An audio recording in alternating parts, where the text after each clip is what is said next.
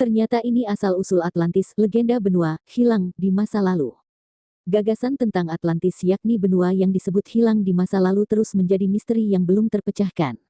Banyak peneliti menyebut Atlantis kini ada di berbagai tempat namun belum bisa dibuktikan pasti. Atlantis kerap diceritakan sebagai masyarakat utopis maju yang memegang kebijaksanaan yang dapat membawa perdamaian dunia. Ribuan buku, majalah, dan situs web dikhususkan untuk meneliti dan mengenalkan Atlantis. Bahkan beberapa orang telah kehilangan kekayaan dan dalam beberapa kasus kehilangan nyawa karena mencari Atlantis. Asal-usul Atlantis. Tidak seperti banyak legenda yang asal-usulnya hilang ditelan waktu, sejarah telah mencatat persis kapan dan di mana kisah Atlantis pertama kali muncul.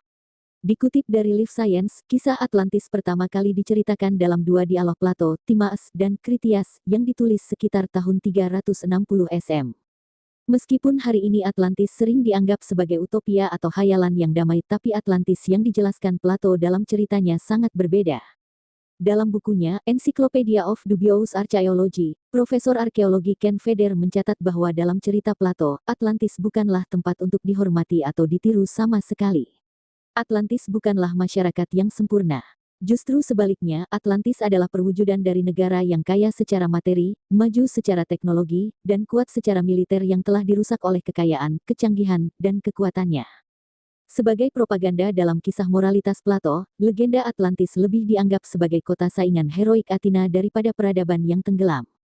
Jika Atlantis benar-benar ada hari ini dan ditemukan utuh dan berpenghuni, penduduknya mungkin akan mencoba membunuh dan memperbudak kita semua, kata Feder. Sejauh ini, banyak peneliti mengungkapkan bahwa Plato menjadikan Atlantis sebagai alat plot untuk ceritanya, karena tidak ada catatan lain tentangnya di tempat lain di dunia. Tidak ada bukti dari sumber manapun bahwa legenda tentang Atlantis sudah ada sebelum Plato menulis tentangnya. Benua yang hilang. Terlepas dari asal-usulnya yang jelas dalam fiksi, banyak orang selama berabad-abad mengklaim bahwa pasti ada kebenaran di balik mitos Atlantis tersebut. Kemudian banyak yang berspekulasi tentang di mana Atlantis akan ditemukan. Bahkan sudah tak terhitung, para ahli yang coba menemukan Atlantis berdasarkan fakta yang sama. Kandidat yang bisa diduga sebagai bagian dari Atlantis dengan disertai dengan kumpulan bukti dan argumennya sendiri antara lain Samudra Atlantik, Antartika, Bolivia, Turki, Jerman, Malta, dan Karibia. Pernah dikaitkan dengan Indonesia. Berdasarkan laporan Detikainet, ahli paleontologi ITB Prof. Yahdi Zaim memberikan tanggapan terkait keterkaitan Atlantis yang pernah dikaitkan dengan Indonesia. Menurutnya, sejak awal Plato memang tidak mengatakan Atlantis tepatnya di mana. Namun, Atlantis diketahui hilang karena adanya gempa. Plato itu hidup 350–300 SM. Dan Plato tidak menyatakan Atlantis itu ada di Indonesia atau Asia Tenggara. Plato mengatakan, karena ada gempa maka lenyap yang namanya Atlantis hanya dalam satu malam.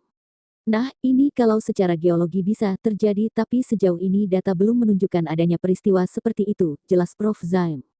Dalam hal ini, Indonesia pernah mengalami kejadian semacam itu yakni letusan Gunung Krakatau pada 1883 yang melenyapkan satu pulau dalam sehari.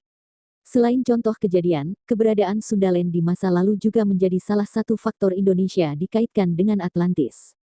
Atlantis disebutkan sebagai wilayah benua yang nyaman dan sejahtera. Kalau dikaitkan dengan Sundaland, belum ada bukti. Ilmu pengetahuan harus disertai bukti, ungkapnya.